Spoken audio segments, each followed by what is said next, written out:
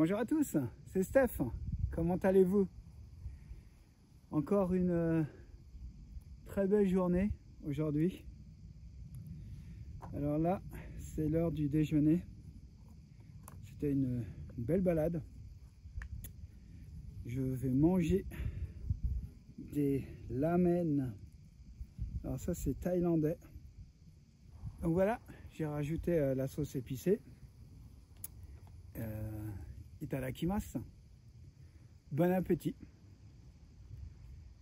Kyou mata tanoshii desu. Minasan, vidéo like shite,登録してください. N'oubliez pas de vous abonner et de liker la vidéo. Sans ça, je ne peux pas continuer à faire des vidéos. Les températures changent. Il fait meilleur. On s'habille un peu moins chaud.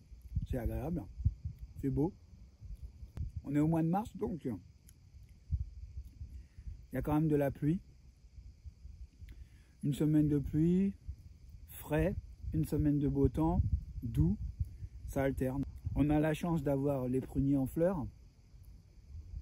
J'ai été voir les premiers cerisiers, c'était magnifique. Et puis toutes les autres fleurs, hein. Camélia, les fleurs roses. Avec les beaux jours qui arrivent, les sorties dans la forêt vont devenir plus compliquées. C'est vrai que de décembre à avril, il n'y a presque pas d'animaux dangereux. Donc on peut aller partout sans vraiment penser au danger. Toujours attention, hein, il y a d'autres dangers que les animaux. Mais ça enlève un peu de prévention, on va dire. De avril à novembre, ou de mai à octobre, là où je vais faire le plus attention, c'est aux serpents. Il y a donc des règles de prévention qu'il ne faut pas oublier et appliquer. Règle numéro 1, quand? Donc de avril à novembre. Ensuite, où? Évidemment, le Japon est très grand, très allongé, et donc les conditions sont différentes. Les serpents dangereux vont être essentiellement dans le sud. Et dans ma région, il y en a beaucoup, mais des dangereux, il n'y en a pas beaucoup. Et les décès annuels sont assez rares, peut-être une dizaine de personnes, quoi. Avec les hautes herbes qui poussent, on ne peut plus rentrer dans la forêt, ou alors ça devient vraiment dangereux. Là, on passe à 50-50, là. Alors que normalement, on devrait être entre 1 et 3% de chance de se faire mordre par un serpent. J'ai de la couverture téléphonique partout avec mon iPhone, donc je peux contacter les services de secours. Il n'y a pas d'attaque où on se fait attaquer par 2 serpents. Ça n'existe pas. Ça a pu arriver, mais c'est extrêmement rare.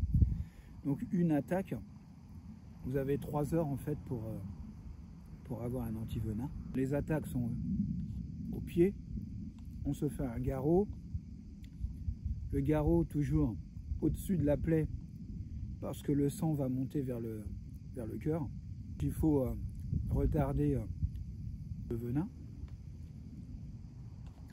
Et donc, on fait un garrot avec ce qu'on trouve. On appelle les secours. Et puis, on a quand même toutes les chances d'être sauvé. Étant donné qu'il y a très peu de morts par morsure de serpent. Alors la couverture, donc avec le iPhone, on a la connexion au satellite. Il faut être dans un endroit dégagé, comme ici. Et puis sinon, j'ai quand même au moins 4G et souvent 5G disponibles si je ne suis pas dans la forêt directement.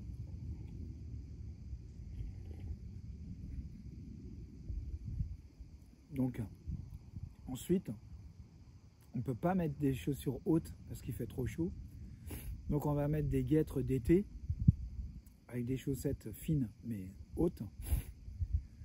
Ce qui ne va pas vraiment empêcher les morsures, mais bon, ça peut quand même, je sais pas, peut-être diminuer le volume de venin. Mais bon, c'est juste une petite prévention. Ensuite, évidemment, toujours avoir des bâtons. Bâtons, ça va servir pour plein de choses. Donc, des bâtons, marcher avec, taper le sol, voilà. Voilà.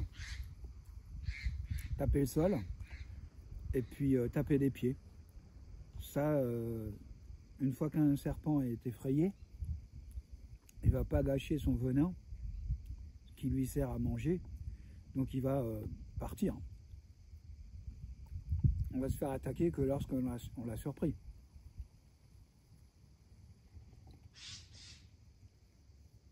À partir du moment où on ne le surprend pas, il partira avant. Il faut vraiment être à moins de 50 cm.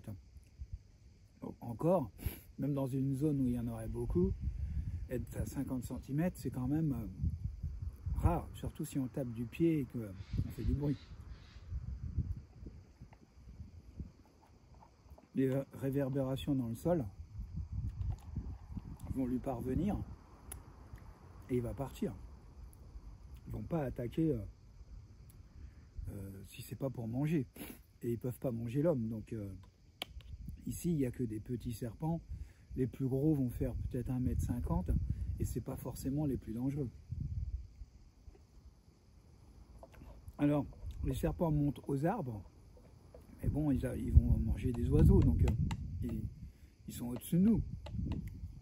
Il y a peut-être qu'en montant, mais il aura beaucoup moins d'éjections en étant entouré à l'arbre pour attaquer. Donc, encore une fois, peu de chance. Donc voilà, faites attention, amusez-vous bien dans la nature. Et n'oubliez pas, toujours avoir des règles, les conserver à l'esprit, ne pas faire n'importe quoi, et vous pourrez vraiment profiter et apprendre plein de choses. Marcher dans la forêt en hiver, de novembre à avril, ça permet de faire plein de choses, de voir plein de choses, de découvrir plein de choses, donc faites-le. Likez la vidéo, si des sponsors sont intéressés par ce que je fais, j'attends votre contact. Mettez des commentaires, ça me fera vraiment plaisir et puis je vous répondrai en toute honnêteté et puis je vous donnerai mon point de vue sur les choses que je connais. Je ne pourrai pas répondre aux choses que je ne connais pas. Voilà, merci, au revoir.